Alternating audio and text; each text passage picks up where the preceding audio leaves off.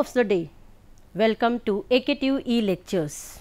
I, Dr. Vibhuti, Professor and Head, Department of Management Studies, Rajkumar Goyal Institute of Technology, RKGIT, Ghaziabad, is going to deal with Employee Relations and Labour Laws, Unit 2, Lecture 1. Lecture 1 is related with collective bargaining. Now, let us see what is collective bargaining. This collective bargaining was first used by Beatrix Webb, and he was the founder of industrial relations in Britain. Now, let us define what is collective bargaining. As we know that there are two terms, collective and bargaining. It is the process in which we have the representatives from two areas. One is from the labor organization and other is from the business organization, and they sit together to meet and they treat to find out and negotiate on a contract or agreement. Now, why do we have collective bargaining? It has its own significance. It has its significance for employees, for employers, and as well for the society. For employees, it helps us in developing the self-respect and responsibility. It increases the strength for management and employees. At the same time, it strengthens the trade union movement, and if management is having unilateral actions, it is also discouraged if there is collective bargaining. Next, we have the importance for employers. The employers, they feel that the workers, they are free to talk to them anytime if there is collective bargaining. There is increase in productivity and there are certain issues which are needed to be resolved only on the bargaining table. It promotes the sense of job security and reduces labor turnover, because whatever issues are there between employer and employee, they are being resolved at the table of bargaining. Moreover, it opens the channels for communication. Now, let us see what is its importance for the society. This collective bargaining, because it is helping in resolving the various issues related with the employers and employees, therefore, it maintains the industrial peace in the society. At the same time, it brings harmonious industrial climate, it leads to economic and social development, and the most important thing is the exploitation of workers by the management is being resolved if there is collective bargaining. It also helps in the equitable distribution of benefits among all the participants of the machinery, that means between employers and employees. Now, why do we have collective bargaining? What are the different issues which are dealt in collective bargaining? These issues are wages and working conditions. Sometimes it happens that the employees are not happy with whatever wages and the working conditions they are getting. So, in that case, there is a table where both the parties sit together and discuss on it. Then we have the work norms, incentive payments, job security, change in technology, working tools, techniques and practices. Then we have the transfers and promotions related issues, grievances, disciplinary actions and matters, and health and safety. These are the different issues where collective bargaining is dealt. And insurance and benefits, union recognition. So, this is a term, why we are using this term in collective bargaining, because many times it happens that there is a trade union in the organization, but that trade union is not being recognized. Nobody knows what this trade union is doing. Then we have union activities and responsibilities and management rights. So, these are certain areas where collective bargaining works. What are the different types of collective bargainings? Because every time it does not happen that in a collective bargaining both the parties they win. Sometimes there is a win-win situation and other time there is a loss-win situation. So, let us see what are these. The first type of collective bargaining we have is distributive bargaining or conjunctive bargaining. We call it as zero-sum negotiation also. In this, there is a win on one side and there is a loss on the other side. That means it is a win-loss situation. Only one party will be winning, the other will be losing. Both the parties, they try to maximize their respective gains, but it is only one who gains, and most of the time this type of bargaining is done for wages, benefits and certain issues which are related to monetary things. Next we have integrative or cooperative bargaining. This is known as win-win type of bargaining, where both the parties they win, however, the pie which they are winning may not be equal. A mutually beneficial alternative, it resolves the conflict of both the parties. So, in this the benefit is for both the parties, there is sharing of information about the interests and concerns, and all the situations where both the parties can win is being met in this type of collective bargaining. Then we have productive bargaining. It happens that the organization they win to increase the productivity, but how can they do it unless and until they are giving anything to their employees. So, they give or they enhances the wages of employees, and in return of that the employees they increases the productivity. It leads to efficiency in work. Next is your composite bargaining. This is a productive bargaining agreements may increase their workloads. So, it can be there that there can be rationalization, there is change in technology, the life may become uneasy, therefore, there is a composite bargaining. This is the entire process of collective bargaining. How do we do collective bargaining?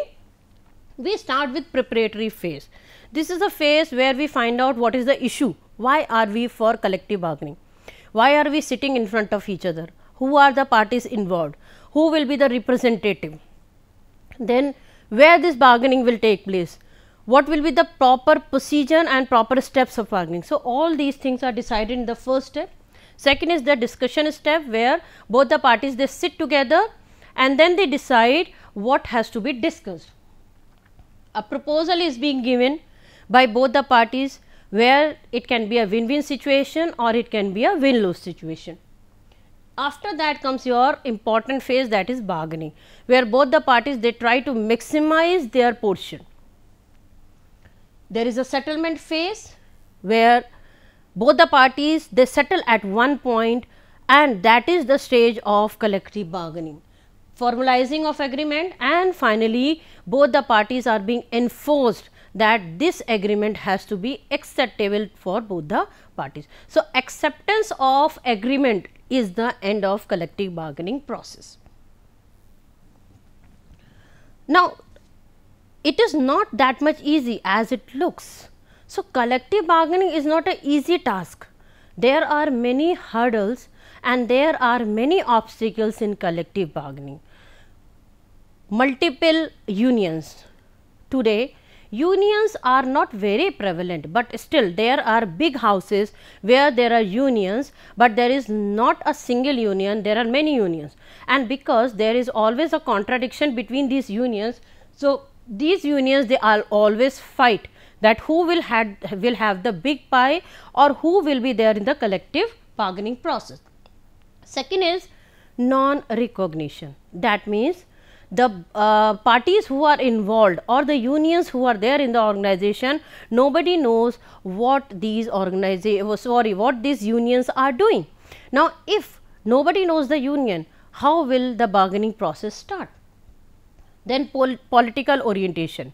As we all know that today's all the big houses they are attached with one or the other political party, and in India, since it is a country where politics plays a very important role in the upbringing of any organization. Therefore, it is necessary to find out to which political party this particular organization is attached with. So, if political orientation is identified, then only collective bargaining will be successful, else there will be a problem in collective bargaining. Next, we have the laws. The laws which are prevailing in our system, that means the labor laws, these laws have many lacunas, there are many flaws. These laws may not be acceptable in the present scenario. However, the government is making changes in these laws, but in the present scenario these laws are defective. So, these laws acts as a hurdle in collective bargaining. For example, the laws which are related to labor. So, these labor laws may not be acceptable in the present situation. Then Mediation by political parties or political leaders, whatsoever you can say, these political leaders, because they are being supported and they support. So, there is a mutual understanding between the organization and the political parties. So, these leaders may influence the bargaining process of any organization. Now, when you are going for a collective bargaining process, these are the different points which you are supposed to remember, because if collective bargaining is not taking these points into consideration, there cannot be any outcome of it, and if there is no outcome, neither of the party, that means the representative from the organization and the representative from the employee side, will not be happy, and again there will be conflicts which may lead to disputes in the organization. Now, let us see what are these points. The first point is, be sure to set clear objectives of every bargaining item and be sure you understand the reason for it. That means, it is necessary for us to find out which issue is being discussed, which is the issue which has to be there on the table, and whether this issue is known to everyone, or the parties who are sitting at the bargaining table, they know what this issue is. Take for example, salary, enhancement in salary. Now, we all know that the employees, they always wish to increase the salary, and at the same time the employer, they always wish to reduce the salary. So, in these cases, if there will be a collective bargaining for salary and wages, there will always be a conflict and a fight. So, we have to clearly understand the issues, whether it is enhancement of salary or it is related to pay scale. So, if the organization is not giving a proper pay scale, then there can be a collective bargaining, or if the organization is not giving a bonus, that means the percentage of profit which was discussed or which was settled down at the time of employment giving, if that particular thing is not being discussed, if that particular thing is not being given to the employees, then that issue can be taken on the bargaining table. Then the second thing is, do not hurry, the most important. Whatever we are going to discuss, we should not be in hurry. We should clearly understand the objectives and the goals of the other party also, whether we are from employee side or we are from employer side. There should not be any preconceived notion, that means we should not think that this is an employee, so we have to reduce the salary, or at the same time the employees or their representatives should not think that they are employers, so we should take more and more advantage of them. Then, when in doubt, discuss with your associates. This is again important. The collective bargaining or the bargaining process should not be one to one. There should be group of representatives, so that if you are in a problem, if you are facing any problem in understanding the thing, you should ask your associates if any other solution can be taken for it. Be well prepared with firm data supporting your position. So, if you have taken an issue, you should have the data related to that issue also. That means, you should very clearly tell that why you are discussing this point, or why this bargaining process is being taking place. Always strive to keep some flexibility in your position. So, if I have thought that I have to enhance, being an employee, I have to enhance the salary of my colleagues, of all the employees of the organization by 10%, that does not mean that I should firm on 10% also. We should listen to whatever the representative of employer are saying, and then only we should decide whether that will be 10% or it can be reduced to a 0% also. So, this is very important that we should be flexible in our position. If we are firm or if we are stubborn, it is not collective bargaining, it is a forceful decision which you are putting on the other party. Do not concern yourself just with what the other party says and does, find out why. This is again an important point. So, whatever process we are having in collective bargaining, that is a side, these points are very important, because these are the points which make a collective bargaining as an effective one. What we were saying? We were saying that we should not concern ourselves only. So, what we should do is, whatever the other party is saying, we should patiently listen to it, and then we should find out why he is saying like this. Is there any hidden agenda behind it, or is it taken care only when it is required? So, what we are doing is, we are trying to find out why a person is taking that particular decision. So, we should not be in hurry. That is what point has been taken already. We should not be in hurry, and the second thing is, we should not let the other party put his decision in our mouth. But the important thing is, whenever he is trying to do, we should find out why he is trying to do it. Else what will happen? The collective bargaining will become a win-lose position. It will be in win-lose situation, where we are going to lose and the other party is going to win. Now, next we have is, respect the importance of face saving for the other party. So, respect the importance. So, it does not means that you are not putting the other decision in your mouth. At the same time, you should not force your decision also in others' mouth. So, in that case, what you are doing is, you are keeping the employer is always on the other side, at the same time employee is on the other side. So, we should give respect to both the parties.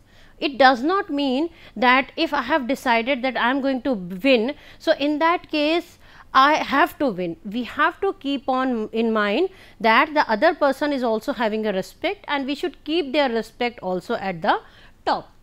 Next we have is, be alert to the real intention of the other party, not only for goals but also for the priorities. So, this is also important. We have to keep this thing in mind, that what are the priorities of other party, and at the same time what are their intentions. If they have came here for any negative intention, or they have came here to suppress us, in that case we should not allow them to do so.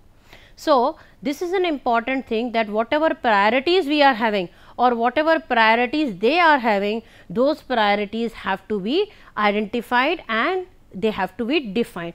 Take for example, if we have 4 issues with us for collective bargaining. For example, we have a issue related to the working conditions, or we have the issues related to the bonus, we have the issues related to the timings of the organization, and at the same time we have the issues related to the gender discrimination.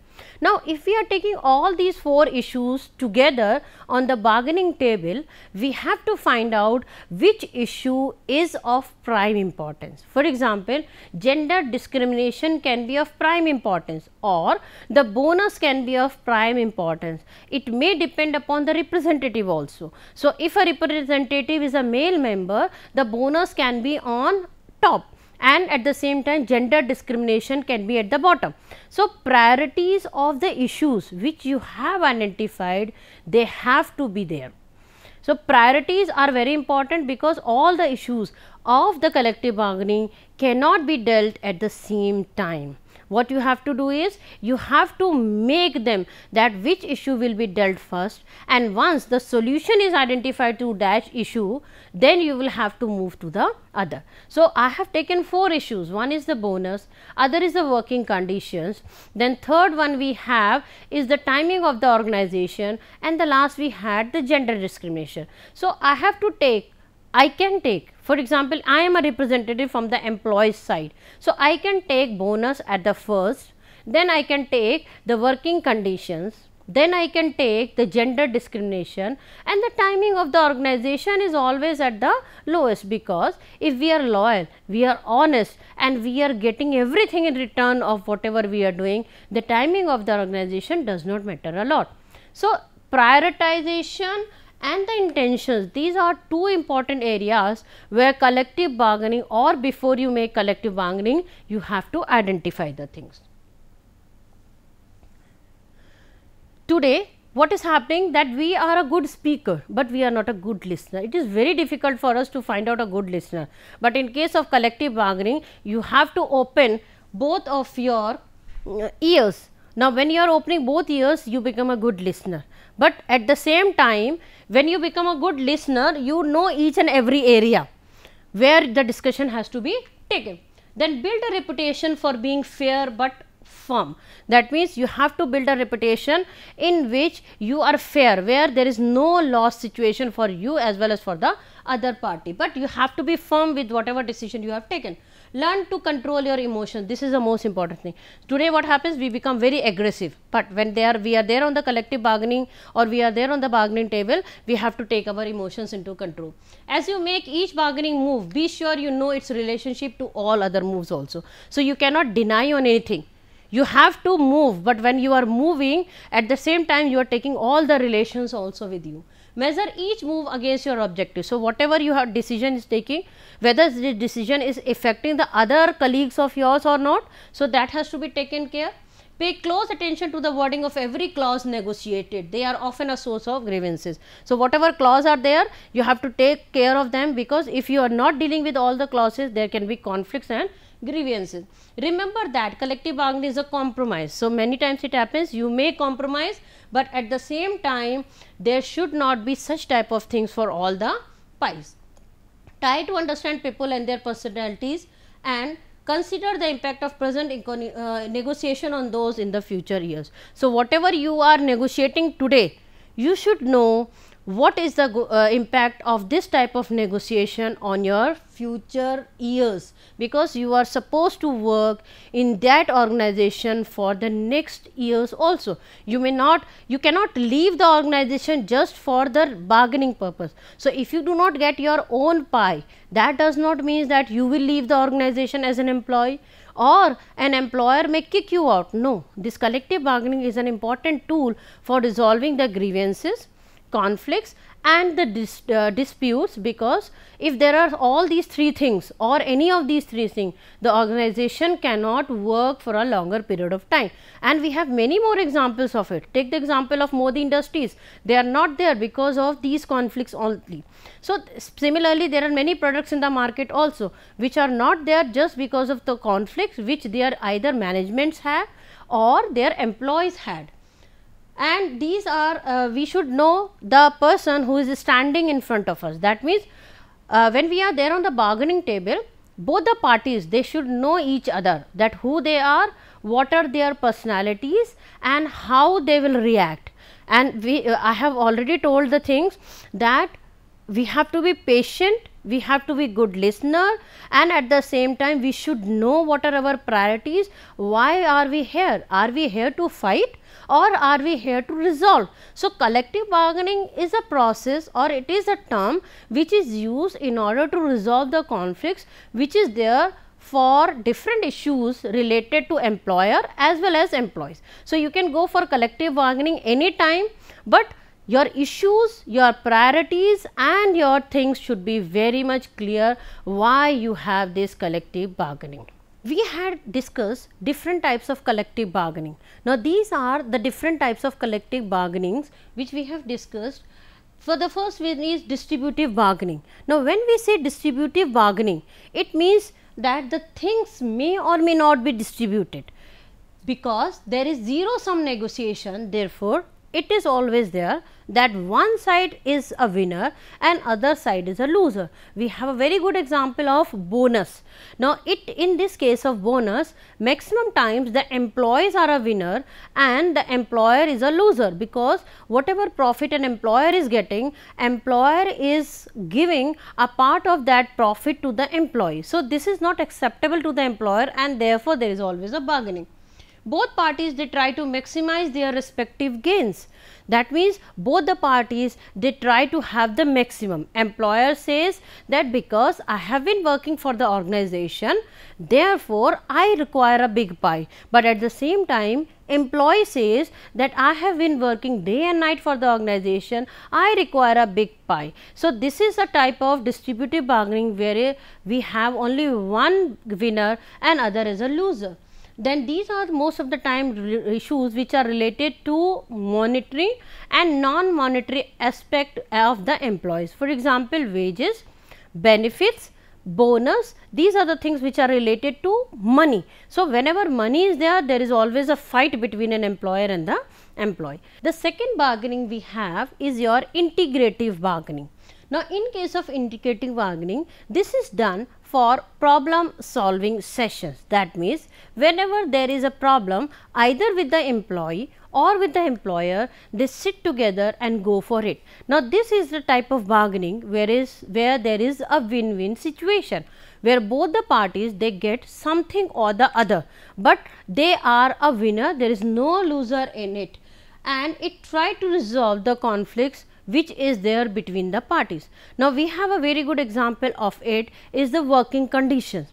Now, for example, the employees they may be asking for centralized air condition in their production area, but what the organization can do or what the employer can do is they can provide the big cooler. So, in this both the parties they are a winner. Then there is an information which is being shared and they try to find out the possible solutions. That means, I have given example, and the employer what they can do is they can ask the employee to find out the solution, because there cannot be a centralized AC in the production area, but at the same time there can be big coolers. That means, desert coolers can be there, big ceiling fans can be there. So, all these solutions can be there. So, both the employer and the employee will be the winner for it. Next we have is your productive bargaining.